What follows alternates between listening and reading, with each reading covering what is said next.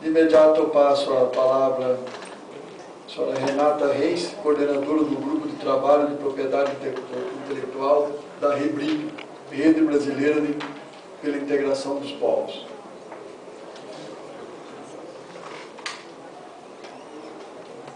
Oi. Boa tarde. Antes da Renata iniciar, eu fui informado que esse PowerPoint fica gravado e quem desejar é só solicitar deixando o endereço com a nossa assessoria, que será remetido a todas as pessoas interessadas. Boa tarde a todos e todas. Eu gostaria muito de agradecer, cumprimentar os colegas de mesa, cumprimentar o deputado Rosinha, que sempre é um fomentador dos debates mais intensos dos temas de propriedade intelectual e saúde pública, cumprimentar os parlamentares presentes, todos e todas. Bom, eu sou advogada, eu trabalho na Associação Brasileira Interdisciplinar de AIDS, é uma ONG fundada pelo Betinho já há 26 anos, no Rio de Janeiro. Nós coordenamos pela BIA já há quase 8 anos um grupo de trabalho sobre propriedade intelectual e acesso a medicamentos, mais especificamente. Então, as considerações que eu vou trazer são fruto de um debate de um grupo de 15 organizações, então não é uma posição absolutamente pessoal, claro que defendo aqui meus pontos de vista, mas é fruto de um debate de um coletivo maior. Bom, é muito redundante falar sobre esses temas de patentes e a sua relação com a saúde pública, o impacto nos preços. Eu acho que esse ponto já está muito pacificado. Naturalmente, patente não é o único elemento que afeta acesso, mas é um elemento muito fundamental no que tange a definição dos preços. Muito obviamente, quem está no mercado, quem está sozinho no mercado pode praticar preços muito mais altos do que quem tem concorrentes no mercado. Então, naturalmente, o tema de patentes entrou na agenda de saúde pública e entrou na agenda das organizações que trabalham com HIV, que trabalham com outras patologias, muito em função do quesito acesso, preço e o impacto dessas regras no cenário nacional e internacional no que tange ao acesso na ponta, né? A gente sabe que com competição a tendência dos preços é cair, não só quando o medicamento já está em domínio público, mas quando as patentes estão muito próximas de expirar, isso já tem um impacto no mercado, o doutor Pinotto sabe muito melhor do que eu. Esse é um gráfico muito conhecido, muito antigo, mas que a gente sempre usa, que é um preço do Médico Sem Fronteiras, um gráfico do Médico Sem Fronteiras que demonstra a queda de uma combinação muito importante para o tratamento de HIV, que é considerado um tratamento de primeira linha. Em 10 anos, o preço, a gente está falando de $10 mil, e 10 anos depois a gente está falando de $67 paciente ano, em virtude da competição do mercado. Então, a competição é e sempre será um elemento fundamental para a consecução, para a obtenção de preços mais acessíveis para a população no mundo. Essa é uma tabelinha só também de comparação de preços pagos pelo Brasil, de medicamentos que são patenteados. Esses medicamentos foram patenteados via pipeline. A gente fez uma pequena comparação com preços praticados no mercado internacional dessas formulações genéricas. Como vocês veem, a diferença que o Brasil paga no SUS para adquirir esses medicamentos e o valor deles, se eles estivessem em domínio público, ou seriam algo próximo desses valores, é algo impressionante. E isso não é só nesses 3 casos, isso acontece em uma infinidade de casos. O medicamento Glivec, por exemplo, para leucemia, é um caso sempre muito emblemático. Ele custa $200 paciente mês, no mercado internacional. O Brasil pagava até pouco tempo R$8 mil a caixa de 30 dragens. Há pouco tempo houve uma negociação com a empresa, mas esse medicamento é pipeline, ele podia estar em domínio público no Brasil. Esse é só um caso dos diversos que a gente pode trazer. Bom, o objetivo desse debate é trazer uma reflexão sobre esse parecer da Advocacia Geral da União. Infelizmente, eu tenho uma visão muito mais pessimista do que meus colegas de mesa. Eu acho que esse parecer, infelizmente, gera e aprofunda a instabilidade jurídica nesse tema. Eu vou tentar trazer o nosso ponto de vista de por que a gente entende que é um elemento, de que é um documento que traz incerteza jurídica, que vai levar a uma série de discussões no judiciário, eu vou tentar trazer os elementos que a gente achou mais fundamentais nesse debate, nesse pouco tempo. Bom, já foi dito aqui como é que a anuência prévia chegou na legislação brasileira, mas eu acho fundamental que a gente leia o artigo 229C, porque às vezes as coisas mais óbvias fogem do debate. O que está escrito na lei é exatamente isso. A concessão de patentes para produtos e processos farmacêuticos dependerá da prévia anuência da agência. Então, dependerá não é subsidiará, não é solicitará informações, não é levará em consideração. Dependerá é dependerá. Então, para haver patente de medicamento no Brasil, no setor farmacêutico, dependerá da anuência prévia da Anvisa. Bom, a exposição de motivos da medida provisória que criou a anuência prévia diz claramente que é um trabalho conjunto entre NPI e Anvisa. Isso também eu acho importante, outras pessoas já se referiram a isso, mas é muito importante dizer que essa luta pela manutenção da anuência, pela interpretação mais profunda da anuência prévia, não é de nenhuma maneira um demérito ao NPI, de maneira alguma. Nós todos temos clareza da importância dos examinadores do NPI, da competência dos examinadores do NPI. O que os usuários dizem é que nós queremos o melhor aparato do Estado para analisar patentes farmacêuticas. E que o melhor aparato do Estado está numa combinação desses dois órgãos. E isso já existe há mais de 10 anos.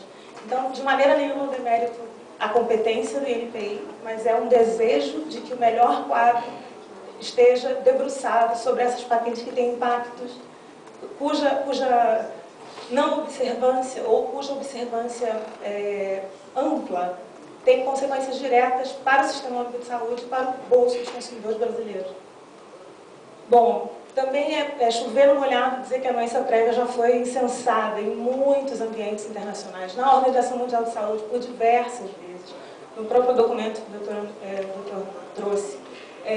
O Grupo Interministerial de Propriedade Intelectual da OMS tem como recomendação final que as agências de saúde, o setor saúde deveria ter uma participação objetiva na avaliação dos critérios de patentabilidade.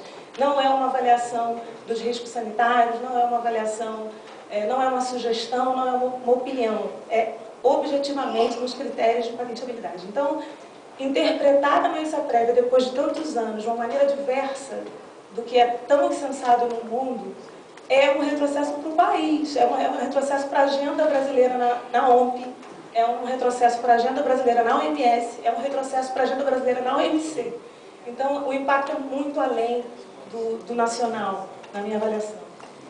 Bom, outros dados até mais atualizados do que os meus já foram trazidos aqui. É verdade que a anuência prévia não é um órgão que tem feito um número muito absurdamente grande de indeferimentos ou de não anuências, mas é muito importante dizer que das patentes que a Anvisa não anuiu, o próprio INPI voltou atrás em 90 casos.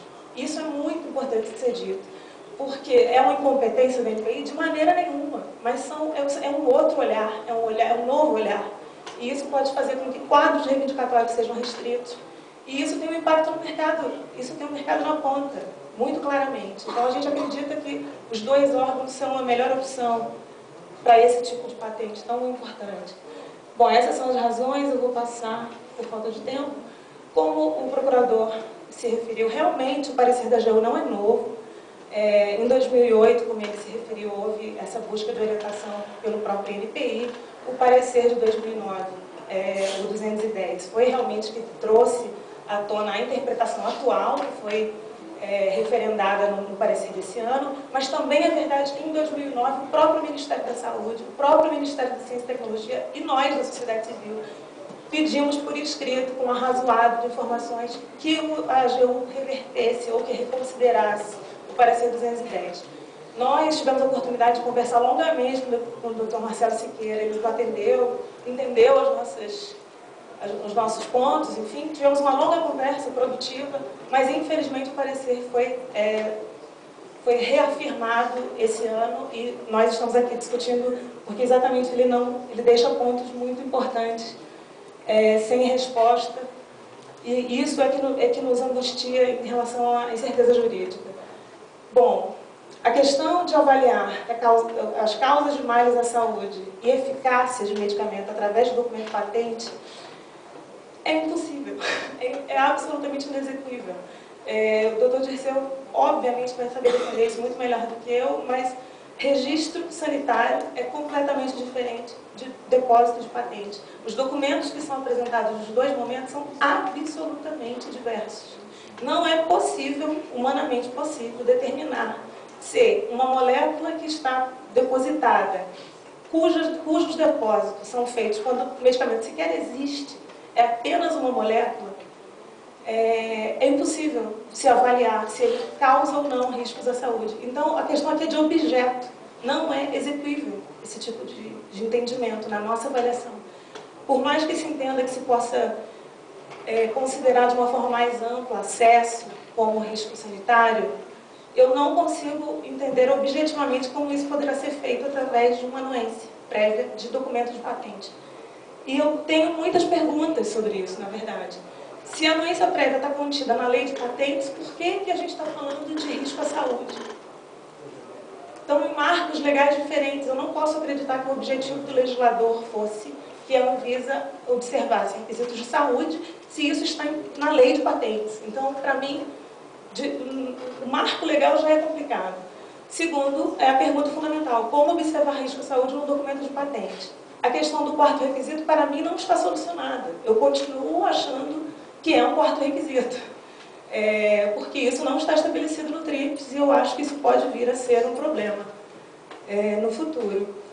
E a pergunta mais fundamental: se os senhores fossem examinadores de patente da Anvisa, os senhores assinariam um documento dizendo que aquela molécula depositada numa patente causa risco à saúde? Algum servidor vai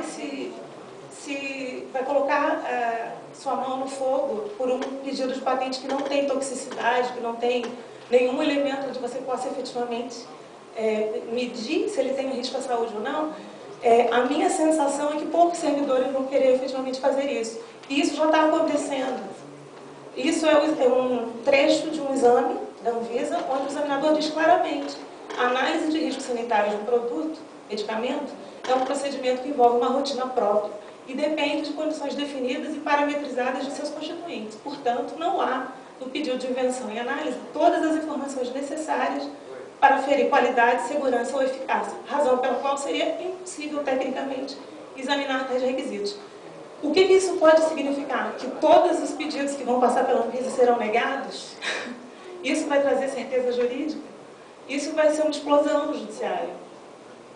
Quem paga a conta por os atrasos é o paciente. No final das contas, a indefinição entre Anvisa e NPI, quem paga a conta é o paciente, porque muitos processos, enquanto estão assim, não são publicados, quem sofre é o paciente. Se tudo estoura no judiciário, nós sabemos os prazos do judiciário, quem vai pagar a conta é o paciente. Enquanto o grupo de trabalho não chega numa definição para tentar achar uma solução viável dentro de um parecer muito problemático, vai passar um tempo, quem paga a conta é o paciente. Então, para mim, essa incerteza jurídica está aprofundada, isso vai gerar mais atrasos na entrada de genéricos no mercado, e isso vai gerar ações judiciais que vão aprofundar a incerteza jurídica. Bom, para concluir, o parecer de 2011 diz claramente que, se a Anvisa desejar participar ativamente na análise dos requisitos de patenteabilidade, ela poderá fazer isso como subsídio.